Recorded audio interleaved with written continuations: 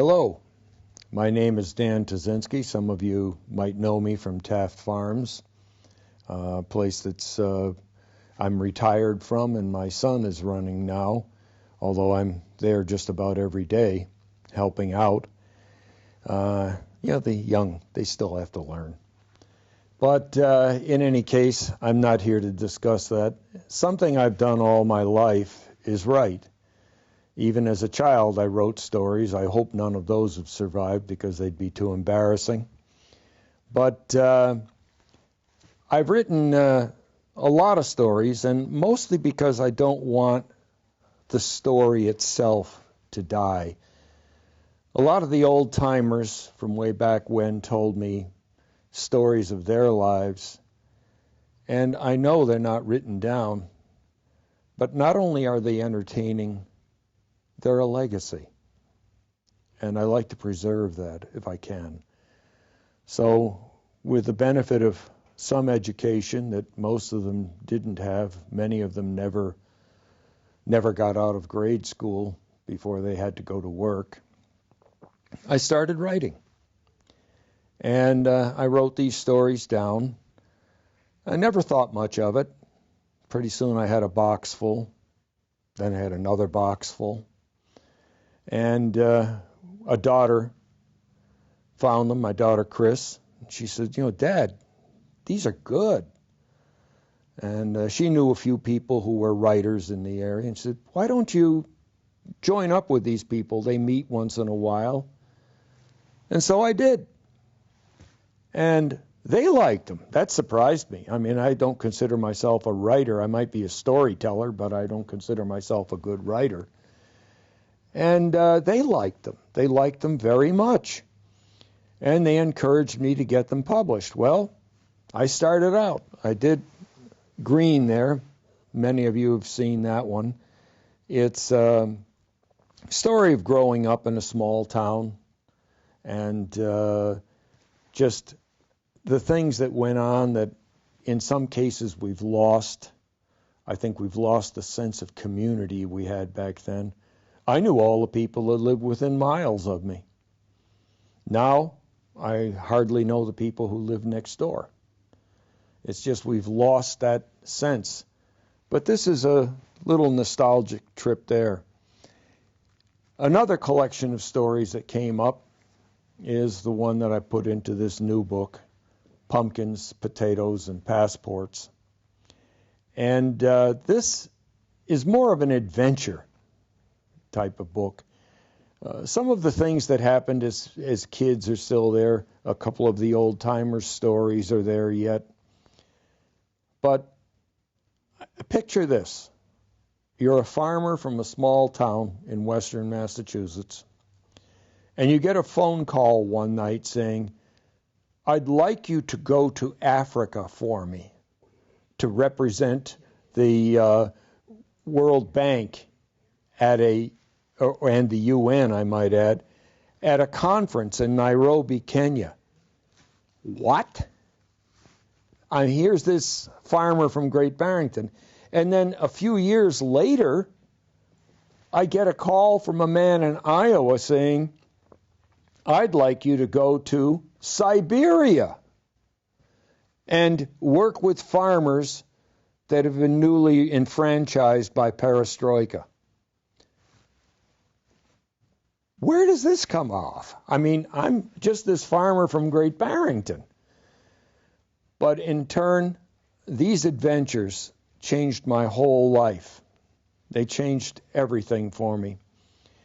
The people I met, both our people, their people, they're the ones that make me realize that we are all the same in this world. We have only one ideal: to make things better for those who come after us. I don't know where the politicians fit into it, but somehow I don't think they have that in their minds. But in any case, I'd like to read one story from Pumpkins here that is a favorite of mine. This story I wrote first, and then I incorporated it into a larger piece called simply called Siberian Odyssey. But this is one I call the happiest man alive. And I want you to think about it. When you're asked to go to Siberia, or when you find out you're going to Siberia, I had a Russian emigre come up to me and said, Danny, no one goes to Siberia. They get sent. I mean, that kind of tells you the mental attitude that people have about Siberia. And yet I found it to be one of the most unbelievably beautiful places I'd ever been.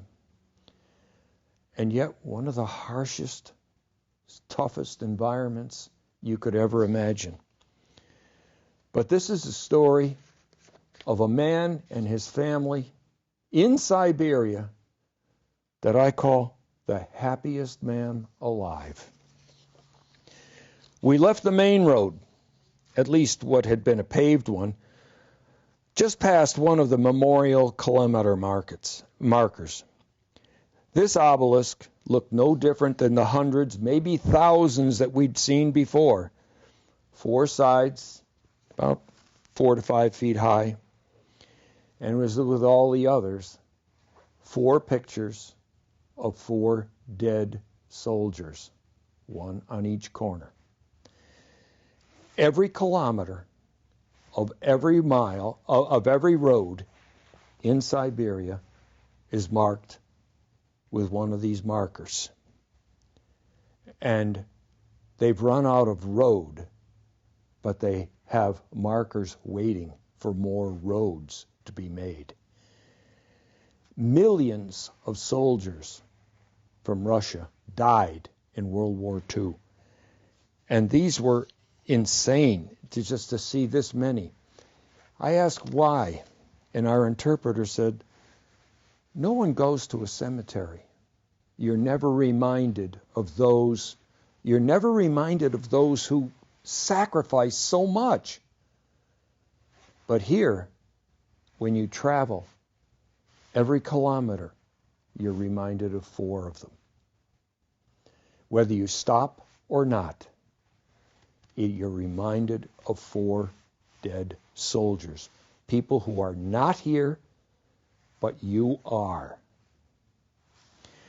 Now, Galena, our translator, told us about this. You just don't, you can't forget them.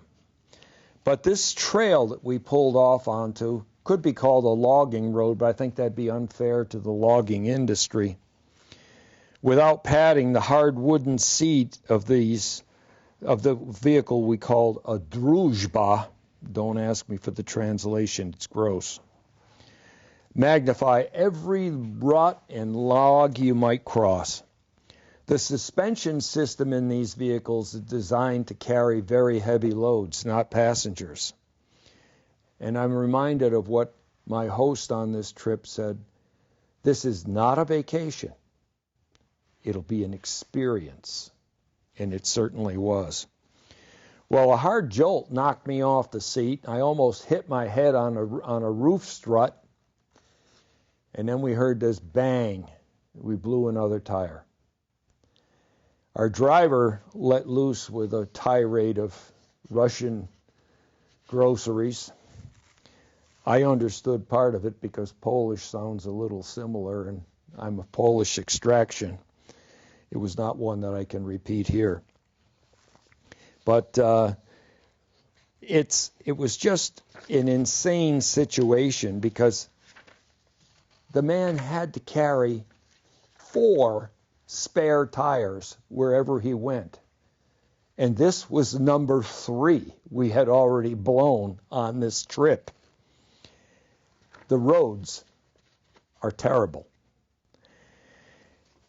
In any case, I found myself looking closer at the forest we were in, made up primarily of what they call larch. We know it as tamarack. And it's a hard, deciduous evergreen. You know, it's like an evergreen, but it loses its needles every year. And it doesn't rot. They use it to make cabins. And how do they make these cabins?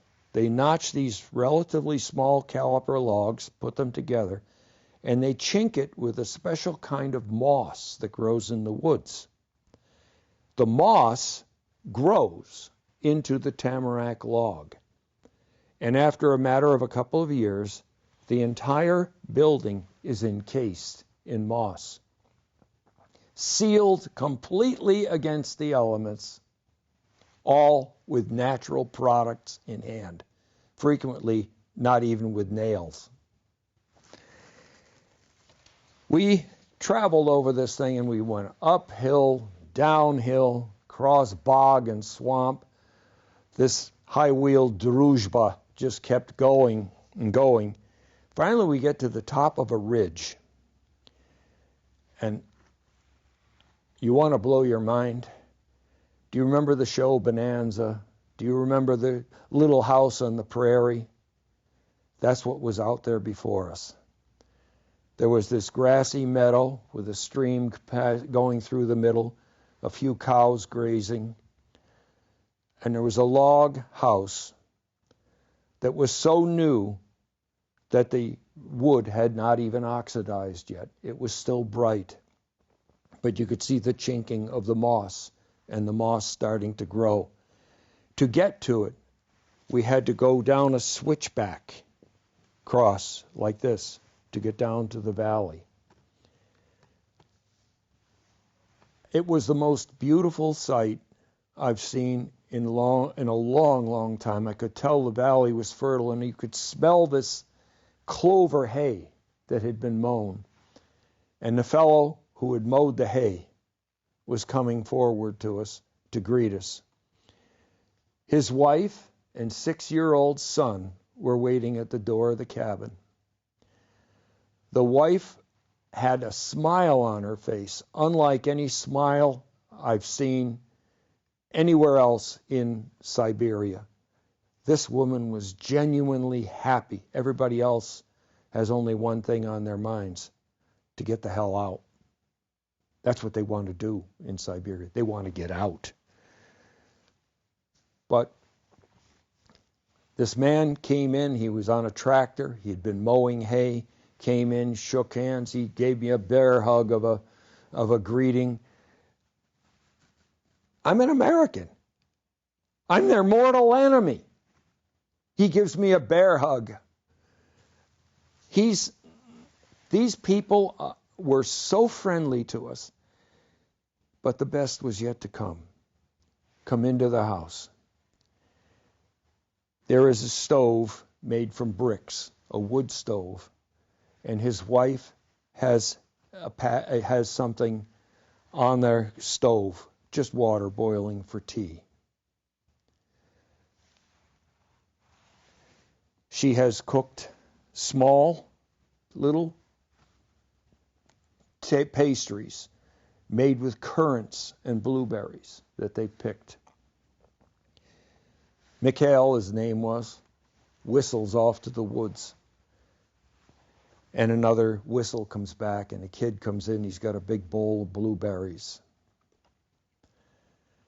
I watched as he went around, sneaking around and back, and he took from behind his belt, he took a large Luger pistol and slid it under the covers of the bed. You see, he was picking blueberries, and bears were picking blueberries too. He had to have protection. This kid was no more than 15 years old, but he was as hardy as any adult you'd ever want to meet. His handshake was a handshake of iron. He knew what work was. But that stove,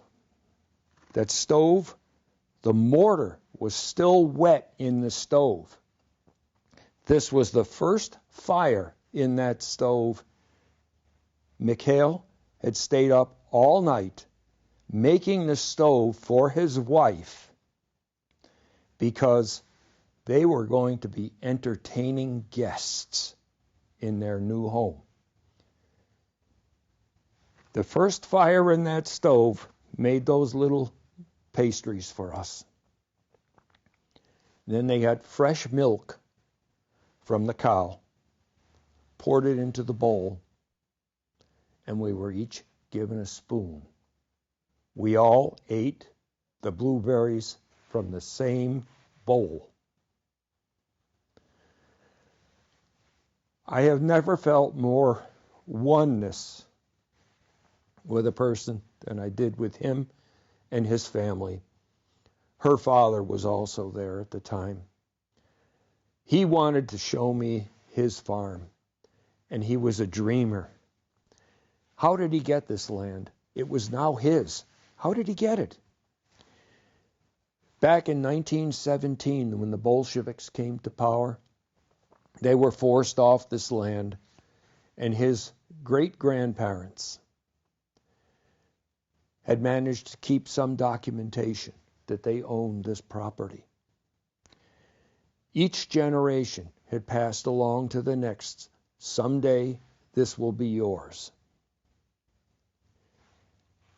That day came when Perestroika came in, and Mikhail went off to present his documents, and to the credit of the officials, they gave him the title to that land.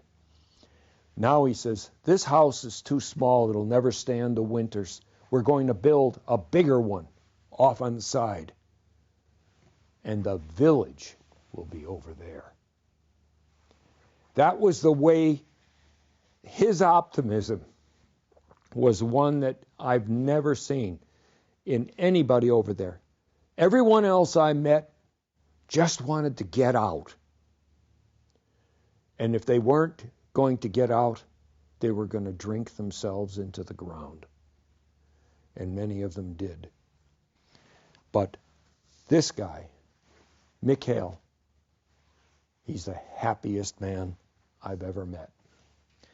This is just one of the stories that comes out of pumpkins, potatoes, and passports. Some of you are familiar with the stories in green. I'm not going to bother to read anything from there. I didn't even read this. I just told you the story more than anything. But I have a whole raft of these things. I have hundreds of these stories, both from my trips and from growing up in a small town, and some that came out. I have 2 books going in the future. One is simply called John, an Inception of the Mind. That's searching for a home right now, and we hope that that will come out soon. I have a tagline to it. It's an AI book, and the tagline says, "Nothing is impossible. We just haven't done it yet." And I ask you to think about this. Had your grandparents ever heard of a cell phone?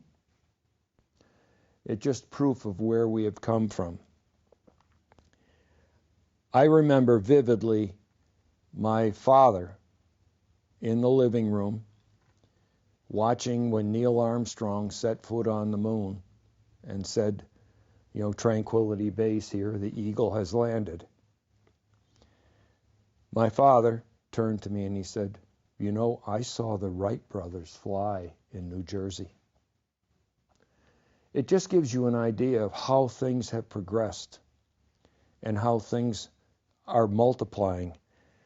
I recently saw an excerpt in a science magazine where people at Caltech had projected that the sum total of mankind's knowledge doubles every 6 years. That just tells you how far we've come and how much further we have to go. But nothing is impossible. We just haven't done it yet. That's the next one. And then I have another work that I'm working on. I'm fortunate that a grandfather of mine was still alive. I only knew one grandparent when I was growing up. All the rest were gone by the time I was born, because I was the tag end of my family, and my father was the tag end of his family.